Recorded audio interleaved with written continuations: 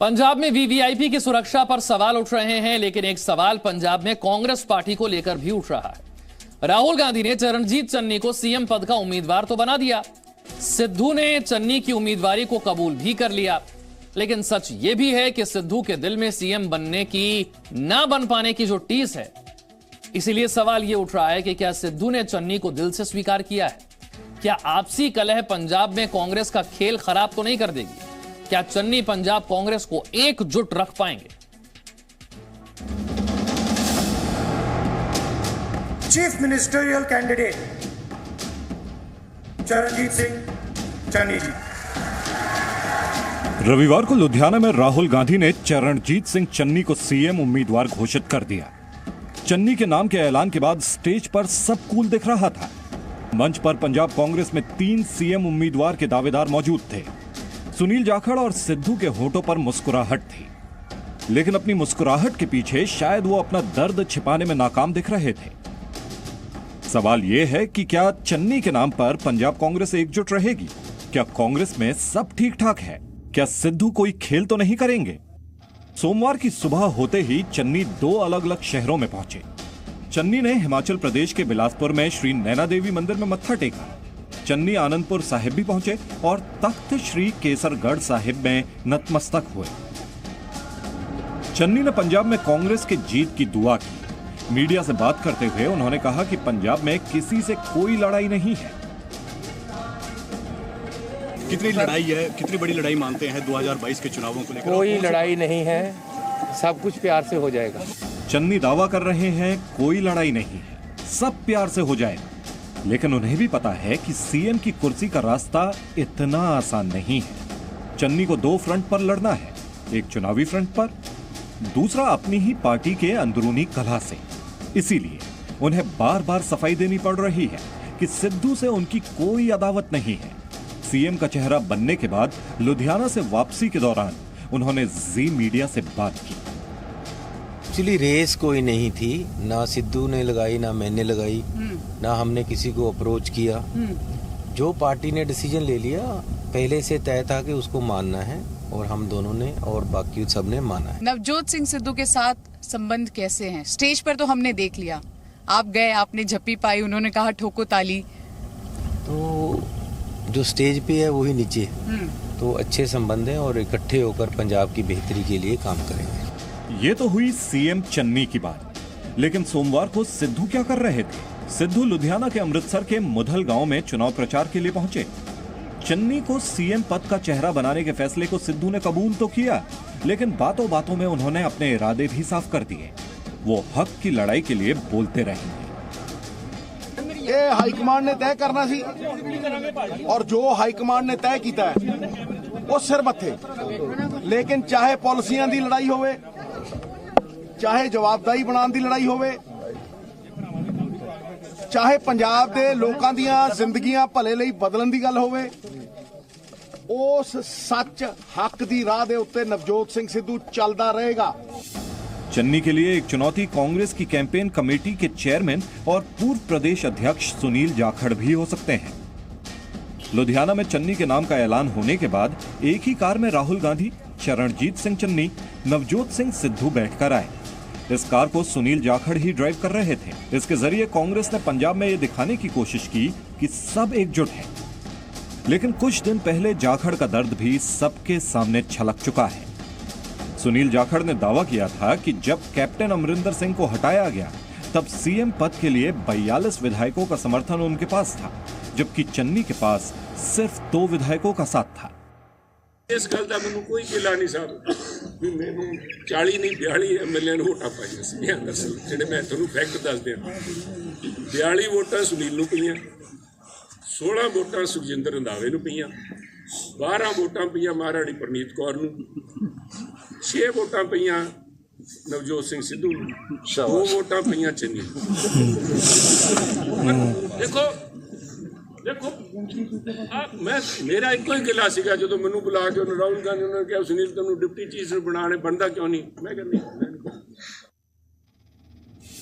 लेकिन अब सुनील जाखड़ ने ट्वीट कर चन्नी का समर्थन और राहुल गांधी की तारीफ की। उन्होंने लिखा, एक विनम्र पृष्ठभूमि के व्यक्ति को पंजाब का मुख्यमंत्री नियुक्त करना न केवल राहुल गांधी के राजनीतिक जीवन का सबसे बेहतरीन फैसला था, बल्कि ये राहुल गांधी के दृढ़ संकल्प को भी दर्शाता है। कल चरणजीत सिंह चन्नी को मुख्यमंत्री पद का चेहरा घोषित करके उन्होंने फिर से साबित किया है, लेकिन सीएम के रेस से बाहर होने की टीस अब भी सुनील जाखड़ के बयानों में दिखाई देती है। जाखड़ का दावा है कि सिख ना होने की वजह से ही वो सीएम पद की रेस से बाहर हो गए। राजनीति में उठाव उतराव चलते रहते हैं, पर एज ए क्लेम और मैं इसे समझूं भी मेरा हक था और मेरे को जो हक है डिनाई कर दिया गया। अगर लोगों की भावना होती, पर बनने मेरे का कोई हक नहीं था, परंतु वोटिंग करवा के और उसके बाद में मुझे ये कह देते कि सुनील आप एमएलए नहीं हो, या आपके ऊपर भी कोई लांछन लगा हुआ है, आप करप्ट हो, आप रेते का व्यापार करते हो, या कुछ जो भी जिस किस्म के लांछन आज चल रहे हैं एक दूसरे के बीच में, ठीक था। परंतु ये कह गए कि आप एक हिंदू हो या आप सिख नहीं हो, ये बातें छोटी बात है। पंजाब कांग्रेस में फिलहाल सब शांत दिख रहा है। नेता प्रचार में जुट गए हैं, लेकिन बड़ा सवाल यह है कि कहीं ये तूफान से पहले की शांति तो नहीं। अमित प्रकाश और शिवांगी ठाकुर के साथ ब्यूरो रिपोर्ट, जी मीडिया। पंजाब का फरीदकोट इन दिनों राजनीति का अखाड़ा बना हुआ है। सभी राजनीतिक पार्टियां फरीदकोट की सत्ता पाने के लिए एड़ी चोटी का जोर लगा रही हैं। नेता घर घर जाकर वोट बटोरने की कोशिश में लगे हैं। ऐसे में फरीदकोट की जनता का मूड क्या है, देखिए फरीदकोट से जी न्यूज संवाददाता पूजा मक्कड़ की एक्सक्लूसिव ग्राउंड रिपोर्ट।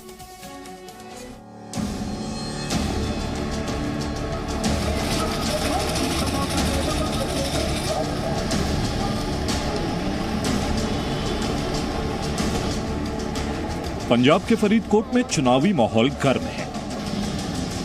सूफी संत शेख बाबा फरीद के नाम पर बसे इस शहर में इस बार चौतरफा टक्कर है। जीत के लिए हर पार्टी ने पूरी ताकत झोंक रखी है। सभी पार्टियों के उम्मीदवार गांव-गांव, गली-गली जाकर हाथ जोड़ रहे हैं, वोट मांग रहे हैं और चुनावी वादों की बरसात कर रहे हैं। फरीदकोट में इस बार टक्कर 3 खिलाड़ी नेताओं के बीच है। आम आदमी पार्टी के उम्मीदवार गुरदीप सिंह सेखों बास्केटबॉल के खिलाड़ी रह चुके हैं। कांग्रेस के उम्मीदवार कुशलदीप सिंह किक्की ढिल्लों घुड़सवारी के खिलाड़ी हैं, तो वहीं शिरोमणि अकाली दल और बीएसपी गठबंधन के प्रत्याशी परमबंस सिंह उर्फ बंटी रोमाना हॉकी के खिलाड़ी रह चुके हैं। हम तो अपने यहाँ के बंदे को ही प्रेफर करेंगे, क्योंकि दिल्ली वाले से जाके तो हम हेल्प नहीं लेंगे। तीनों की टक्कर बराबर है, मुकाबला चोटी का चल रहा है। ये तीनों पार्टी जो है सरकार तो नहीं बना पाएंगे। फरीदकोट भी पंजाब के ज्यादातर शहरों की तरह विकसित नजर आता है, लेकिन यहाँ बेरोजगारी और स्कूलों की कमी एक बड़ा मुद्दा है। +2 के बाद बाहर जा रहे हैं सभी लोग, कोई यहाँ डिग्री कॉलेज को कुछ नहीं हो रहा, काम ही नहीं हो रहा। अपने पिंड ਦੇ ਸਕੂਲ ਦੇ ਪ੍ਰੈਮਿਸਿਸ ਨਹੀਂ ਹੈ, देयर इज नो ਪ੍ਰੈਮਿਸਿਸ, ਉਹਦੇ 4 ਦੀਵਾਰੀ ਵੀ ਹੈ ਨਹੀਂ। इस स्कूल में 10 बारी चोरी हो चुकी है, बच्चों का खाना भी ले जाते जी कट के। हमारे यहाँ पे ट्रैफिक की बहुत समस्या है जी। शिरोमणि अकाली दल के उम्मीदवार बंटी रोमाना पिछले चुनाव में तीसरे नंबर पर थे, लेकिन इस बार उनका दावा है कि जीत उनकी ही होगी। हमारे साथ अकाली दल बीएसपी के कैंडिडेट हैं बंटी रोमाना जी। बंटी जी, पिछली बार हारे, तीसरे नंबर पर रहे, इस बार किस तरह की उम्मीद है? देखो, पिछली बार भी मैं चुन लड़ा था और उस वक्त का माहौल भी मेरे को याद है, और आज का माहौल आप खुद देख रहे हो। 1 साइडेड इलेक्शन होने जा रहा है, अनप्रेसिडेंटेड मार्जिन्स निकलेंगे, बेमिसाल जीत होगी मेरी भी और शिरोमणि अकाली दल के हर एक कैंडिडेट की। लोगों ने मन बना रखा है कि बहुत ही भारी बहुमत से शिरोमणि अकाली दल बहुजन समाज पार्टी की सरकार भी बनेगी, सरदार सुखबीर सिंह बादल मुख्यमंत्री भी बनेंगे, और ये सीट भी शिरोमणि अकाली दल बीएसपी की झोली में डालेंगे। फरीदकोट से जुड़ी एक दिलचस्प जानकारी ये भी है कि पिछले 5 विधानसभा चुनावों यानी 25 साल में कोई भी पार्टी जीत दोहरा नहीं सकी है। 1997 से 2017 तक यहाँ शिरोमणि अकाली दल और कांग्रेस के बीच हार जीत का खेल चल रहा है।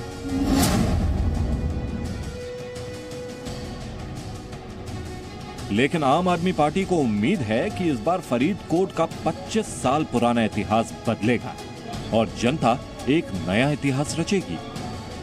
अब जो देश के अंदर जिस तरह का माहौल आपने इन पार्टियों ने बनाया और दिल्ली के अंदर भी जब ये पिछले समय में किसानों के साथ जो कुछ हुआ तो पूरे भारत से ज्यादा हम पंजाब के लोग वहां दिल्ली पे बैठे क्योंकि हमारे लोग लड़ना जानते हैं और हम अपने हकों के लिए लड़ते हैं। और अब जो इलेक्शन है, जिन पार्टियों ने पंजाब को लूटा है वो लोग समझ चुके हैं कि ये लोग जो ये लुटेरे हैं ये हमारा कुछ नहीं संवार सकते। तो इसलिए अब लोग इकट्ठे हुए हैं और पंजाब के अंदर आप देखोगे मुझे लगता है दिल्ली से भी अच्छा रिजल्ट आएगा।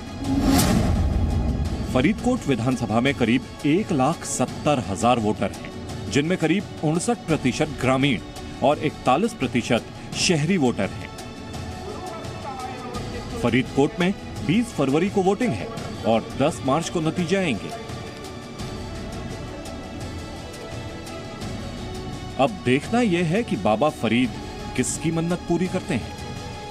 सूफी संत शेख बाबा फरीद की नगरी फरीदकोट में किसकी मुराद पूरी होती है, इसके लिए तो लंबा इंतजार करना पड़ेगा। लेकिन शहर में जितनी बातें हम लोगों से कर रहे हैं और लड़ने वाले कैंडिडेट से कर रहे हैं, उसमें कोई भी व्यक्ति ये बता पाए कि इस बार सीट किसके खाते में जाएगी, इसका फैसला मुझे लगता है हमें इसी दरगाह पर छोड़ देना चाहिए कि यहाँ किसकी मन्नत पूरी होती है।